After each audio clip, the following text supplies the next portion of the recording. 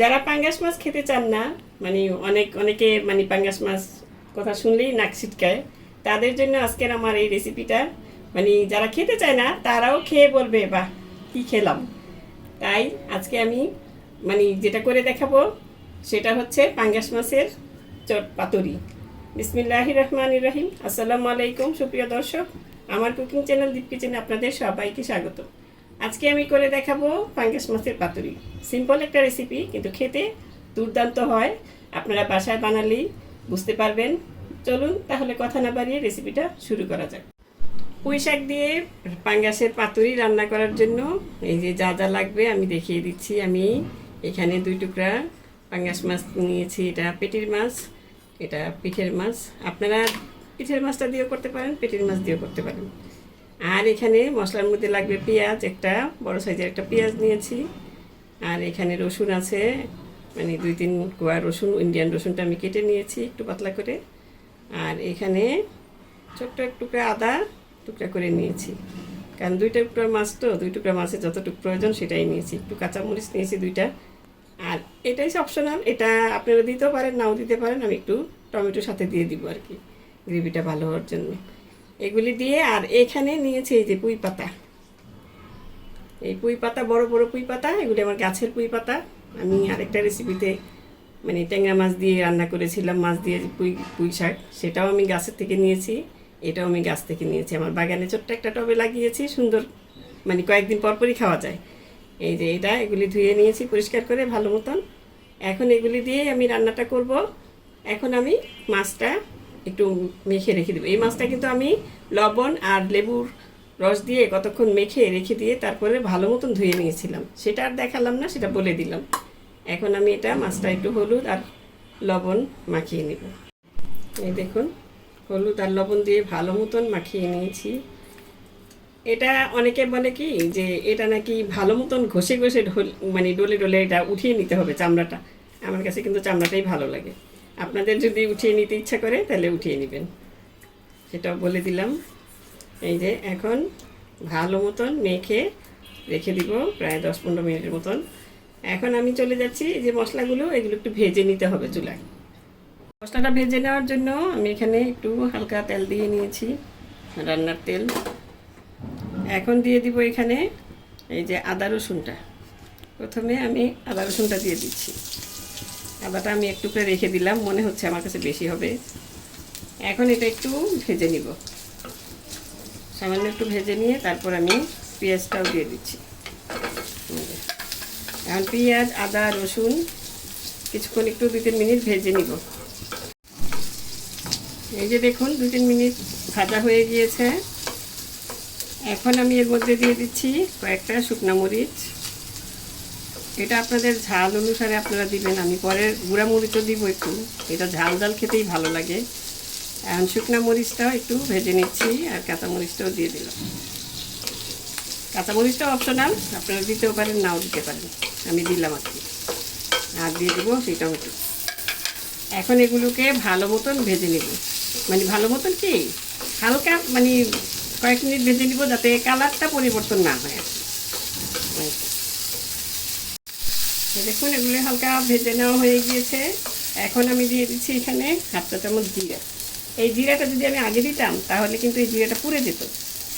এটা অনেকেই মানে জিরাটা ভেজে তারপরে এটা আপনার মশলাটা দেয়, কিংবা শুকনো মরিচটা আগে দিয়ে দেয়। এগুলি এটা দিবেন না, তাহলে কিন্তু জিরাটা পুড়ে যাবে, পোড়া একটা স্মেল আসবে। এই যে জিরাটা কিন্তু অলরেডি হয়ে গিয়েছে, আমি চুলাটা অফ করে দিলাম। এই জিরাটা ছিটে ছিটে উঠছে, আওয়াজ হচ্ছে। এই যে সুন্দর মতন ভাজা হয়ে গিয়েছে। এখন আমি, যেহেতু আমার মাছ কম এই জন্য আমি অল্প 1/2 চা চামচ জিরা দিয়েছি। আপনাদের মাছ বেশি হলে আপনারা সব কিছুই বাড়িয়ে দেবেন। এখন আমি এটা নামিয়ে তারপরে পাটায় বেটে নিব। আপনারা ইচ্ছা করলে ব্লেন্ডারেও ব্লেন্ড করে নিতে পারেন। পাটায় বেটে তারপরে ফিরে আসছি। এই দেখুন আমি মশলাটা বেটে নিয়েছি একদম মিহি করে।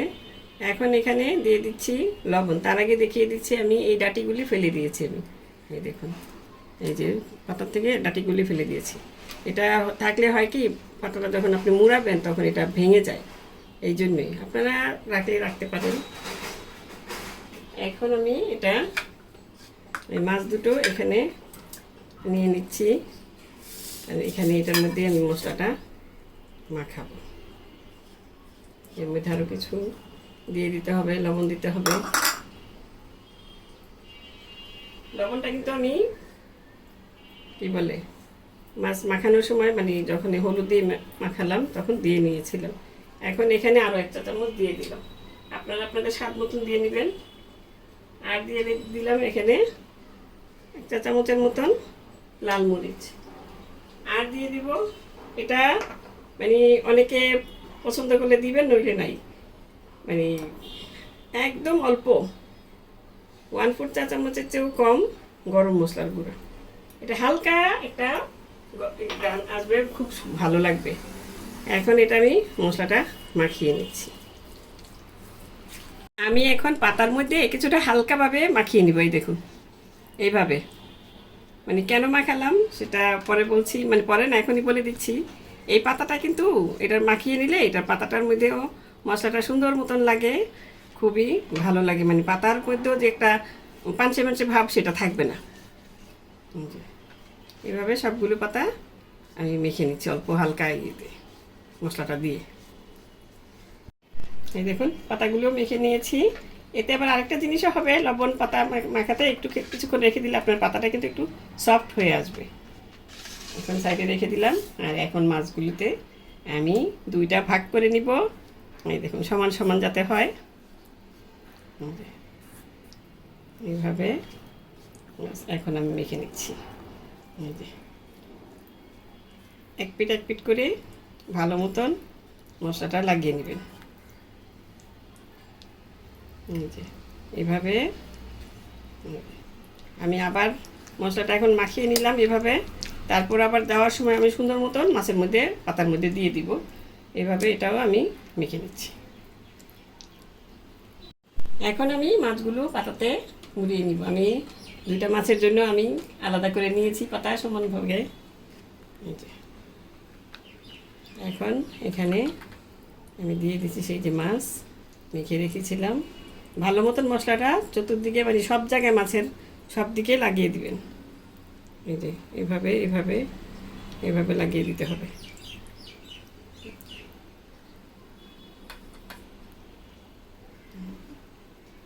আমি কিন্তু নিচে সবটা দিয়ে নিয়েছি। এই যে এখন এটা এভাবে লাগিয়ে দিলাম। এখন পাতার মধ্যে আরেকটা পাতা দিব, এভাবে দিয়ে এই যে আরেকটা পাতা দিয়ে নিলাম। এখন আপনি মোড়ানোর সময় বুঝতে পারবেন যে কিভাবে এটা মোড়াতে হবে। এই যে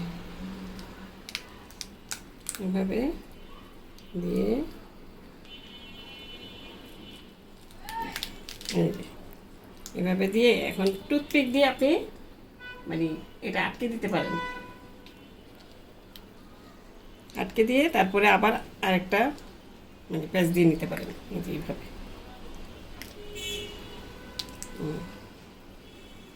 টুথপিকটা খুলে যাচ্ছে। এই এখন আমি আমার মন মতন এগুলো সব সুন্দর মতন টুথপিক দিয়ে নিব। আপনিও টুথপিক দিয়ে নেবেন যাতে মাছটা দেখা না যায়।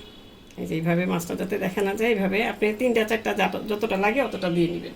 আমিও দিয়ে মুড়িয়ে নিচ্ছি। এই দেখুন মাছটা মানে এখন রান্নার জন্য আমি একটা ফ্রাই প্যান বসিয়ে নিয়েছি আর দিয়ে দিচ্ছি সরিষার তেল। তেলটা এখানে আমি 2 টেবিল চামচ দিলাম। আপনারা আপনাদের স্বাদ মতন দিয়ে নেবেন। এখন তেলটা আমি ফ্রাই প্যানে সুন্দর মতন লাগিয়ে নিচ্ছি। এখন একটু গরম হলে আমি তেলটার মধ্যে দিয়ে দিব এই যে সেই মাছগুলো।